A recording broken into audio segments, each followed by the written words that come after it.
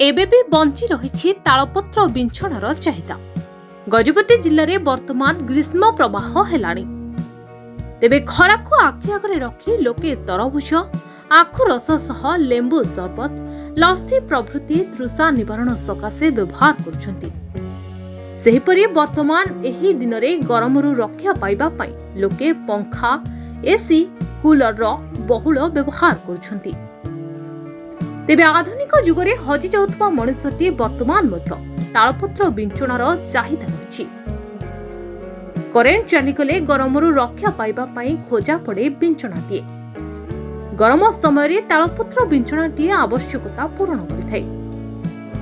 तेबे प्राकृतिक पवन टिकिए अनुभव करने सकाशे मनुष्यटी करेन्ट गला परे झाड़ और गरम रे सिजुथुवा व्यक्तिटी सेही समय रे टिकिए प्राकृतिक पवन बाजिले आराम अनुभव करे सेहीपरि तालपत्र बिंछणाटी खोजा पड़े। धनी हेउ किंबा गरीब किछि समय गरमरू रक्षा पाइबा सकाशे बिंचिले जो आराम लगे जने अनुभवी ही कहि परिबो।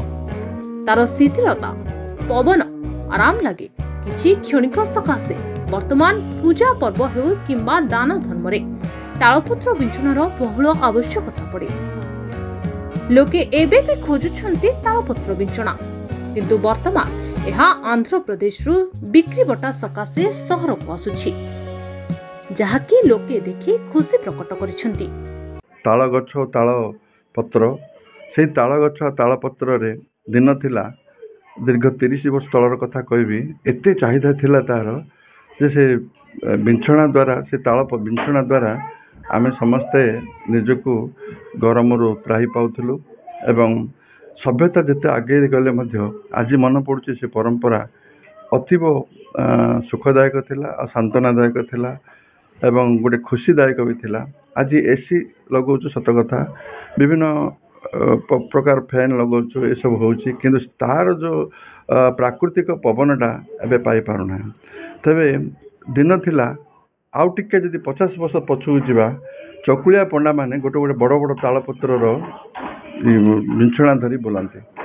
से माने जेकोसी माटी घर पाखे बसी तालपत्र बिंछणारे बिंछी हुंती एवं सेठी तांकर भोजन समाप्त करिक विश्राम नियंती एवं तांका काम तांके आगू जाआंती।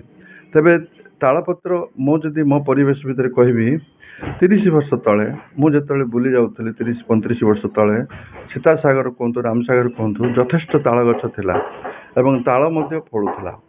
हेले एइठी कहया उचित जे आज सरकार मध्य ताल गछ उपर विशेष आकर्षण करछन्ती, दृष्टि निक्षेप करछन्ती एवं ताल गछर उपकारिता उपर से यथेष्ट ध्यान देइछन्ती एवं मु से विषय तो अधिक जानि परिबिनी जेहेतु मु विज्ञानर मनीष नुहे मु एते कथा जानि परिबिनी, किंतु ताल गछ आ ताल पत्र आ ताल बिंछणा आ ताल निजे खाइबाटा जे यथेष्ट देह पाई मन पाई हृदय पाई शरीर पाई अवदान रखी तार पटांतर नहीं। तेबे एभली किछि गुरुत्वपूर्ण खबर देखिबाकू चाहंती आम चैनल को लाइक, सब्सक्राइब और शेयर करो।